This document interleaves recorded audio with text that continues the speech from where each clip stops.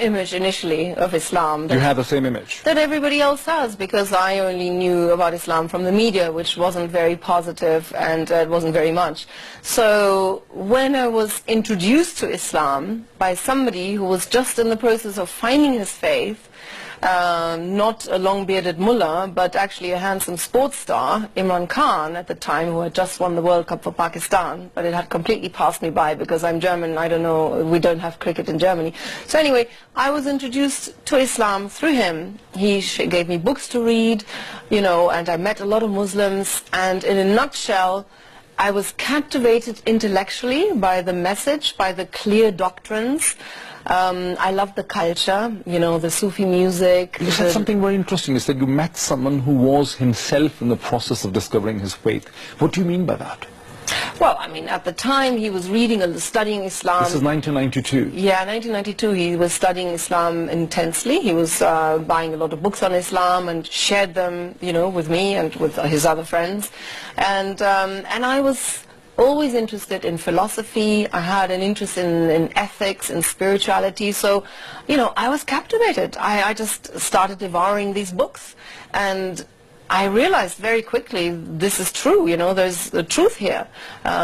Thinking, you know... Imran introduced you to Qawwali, to Sufism. As well, yeah. So it was really the Nusrat Fateh Ali Khan, him translating the lyrics that touched me more deeply than any pop song on MTV. And it was the Sufi music that opened my heart to the culture and religion of Islam. The reading came later.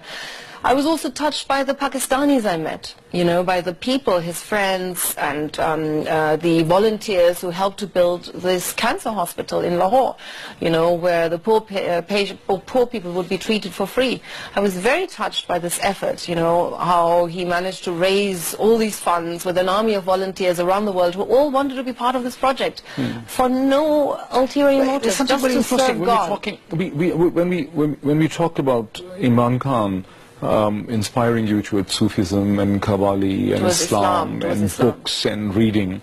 When you hear his critics, especially the feminists and the liberals in Pakistan, they think that Imran is naive, has no substance, he's not deep enough for the politics, he's ultra-conservative, he's an Islamist.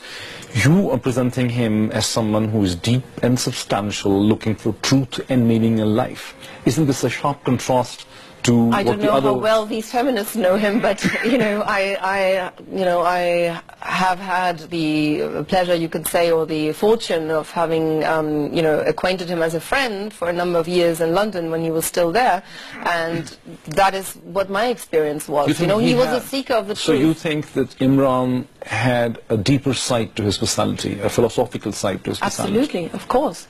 I was reading, you know, we were reading books, so many books, debating, you know, and he did basically dawah on me for 3 years, you know, telling me every single detail about Islam, and position of women, this, that, you know, the afterlife, asking profound questions, you know, what is the purpose of life?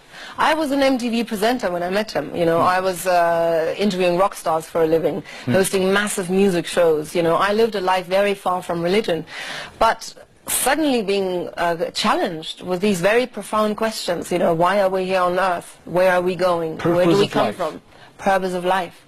I hadn't had time to think about such things.